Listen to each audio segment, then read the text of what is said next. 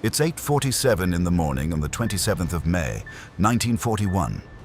Lieutenant Baron Burkhard von Müllenheim-Rechberg stands in his fire control station at the stern of the Bismarck and looks through the rangefinder. Two battleships, port bow, 24,000 meters, HMS Rodney and King George V, gray shapes against gray sky, coming straight toward them in line abreast. Course straight as a die. But something is wrong. Bismarck is turning, still turning. The rudder jammed at 12 degrees for 12 hours now. The ship moves in slow, helpless circles, while the British battleships come on steady, imperturbable, like they're on their way to an execution. Müllenheim-Rechberg tries the intercom. Static. He's been trying since battle stations. No contact with the bridge. Nothing from forward fire control. And he's alone in his steel cupola with two turrets under his command and two battleships to fight, and the ship is turning the wrong way. At 8:47, the British open fire. The world becomes shell fire and spray. He does not know the bridge is already being destroyed. Rewind. 10 days earlier, Bismarck anchored in Grimstad Fjord near Bergen. Clear sky. The oiler ready. Admiral Lutyens chose not to refuel. The operational orders called for topping off the tanks. It would have given them range to return home instead of running for occupied France. But Lutyens worried about the weather window disappearing. He ordered them to sail that evening with partially filled tanks. Every decision after that, one led here. On the morning of May 24th, Bismarck met HMS Hood in the Denmark Strait, 860 feet long and 42,000 tons. The battle lasted less than 10 minutes. A shell from Bismarck struck Hood near her aft magazines. Detonation, the ship broke in half and sank in 3 minutes. 1,415 dead, 3 survivors. Britain sent everything after her. Battleships and carriers converging from across the Atlantic. Destroyers and submarines reorienting mid-patrol. Aircraft sweeping search grids in widening arcs. Churchill's order was simple. Sink the Bismarck. By May 25th, they'd lost her. Suffolk's radar contact disappeared during the night. Bismarck had slipped away in a rain squall, but Admiral Lutyens didn't know he'd escaped. Believing he was still pursued, he broke radio silence to send a message to Germany. British code breakers triangulated the position. He gave himself away the moment he was free. And at 10:30 on the morning of May 26th, a Catalina flying boat spotted her, 690 nautical miles northwest of Brest. The sighting went out over the radio. Inside Bismarck, the radio room intercepted the transmission. They knew. They'd been found. Admiral Tovey had hours left before King George V ran out of fuel. If Bismarck reached Luftwaffe air cover, she escaped. He ordered Force H to launch everything they had. At 19:10 that evening, 15 Swordfish torpedo bombers took off from HMS Ark Royal in atrocious weather. Wind tearing across the pitching flight deck, spray beating against their fabric fuselages. Fabric biplanes with open cockpits and fixed landing gear. Top speed 120 miles per hour. Each carried 1 torpedo. They approached Bismarck at wave-top height through wind and spray.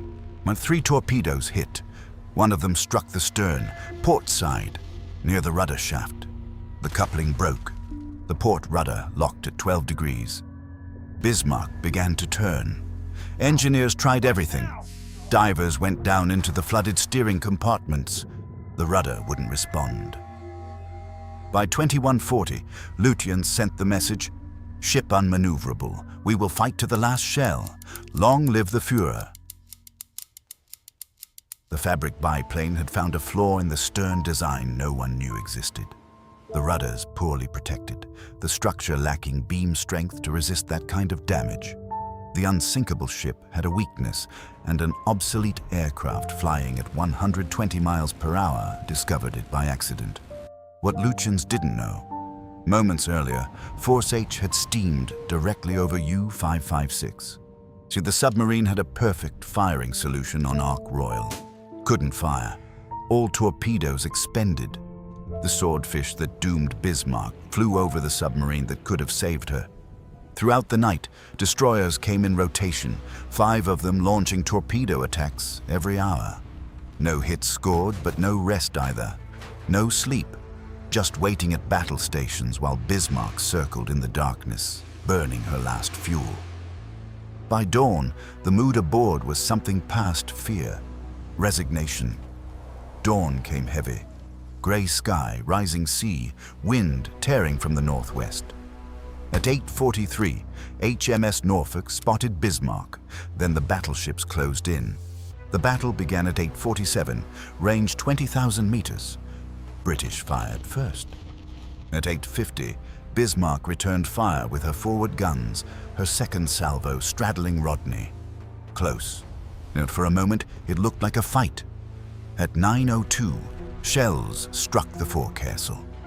Foremast, bridge. The forward rangefinder went dark. Turrets, Anton and Bruno fell silent. In less than 15 minutes, more than half of Bismarck's firepower was gone. Every hit concentrated forward, smashing the command system. Millenheim-Reckberg never received the order because there was no one left to give it. He didn't know that yet. He took manual control of the remaining turrets, adjusted the rangefinder, found King George V through the spray, called corrections, got the range. The turrets swung. At 9:13, a 14-inch shell from Rodney hit his cupola. Everything went dark. When he could see again, the optical equipment was shattered, and through the gap in the armor, he saw the ship burning forward. Smoke pouring from where the bridge used to be. He realized there's no one left to fight this battle. He climbed down. Wounded men. Smoke. Chaos. The deck tilted beneath him. No orders, no officers visible. Just sailors moving toward the rail. By 10:00, the guns fell silent. Bismarck took on water, listing heavily to port. Fires burned throughout. Men gathered at the stern, looking at the North Atlantic heaving below. Water temperature 8 degrees Celsius, maybe 30 minutes before hypothermia. A group of young sailors saw his rank, looked to him. He told them, "There's still time. We're sinking slowly. The sea is running high, and we'll have to swim a long time, so it's best we jump as late as possible. I'll tell you when." They waited. The list increased. At 10:35, Bismarck began to capsize. Now, he jumped. The freezing Atlantic closed over him. When he surfaced, Bismarck was rolling stern first. By 10:40, she was gone. He floated in the debris field, oil and wreckage spreading, hundreds of men in the water calling out, swimming toward anything that floats. The cold was immediate, absolute. He looked at the spot where she went down, the water still churning, foam and bubbles rising from below, then settling, then just waves. Around him, men began going silent as hypothermia set in. He swam toward an inflatable raft, pulled himself up. From the raft, he watched HMS Dorsetshire approach, throwing lines. They pulled him aboard. As he climbed the rope, he looked back one more time. Just ocean. Britain deployed 6 battleships, 3 battlecruisers, 2 aircraft carriers, 16 cruisers, 33 destroyers, and 8 submarines to sink 1 ship, the largest naval hunt in history. It worked. But Bismarck had been dead since 1910, the night before. Doomed by an admiral who didn't refuel at Bergen. Doomed by a radio message that gave away her position when she'd already escaped.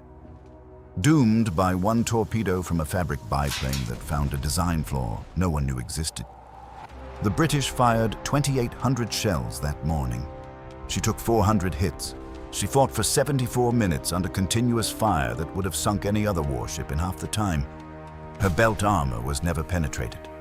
Her machinery kept running until her crew flooded it. She'd been circling helplessly with a jammed rudder since the night before. Both things are true.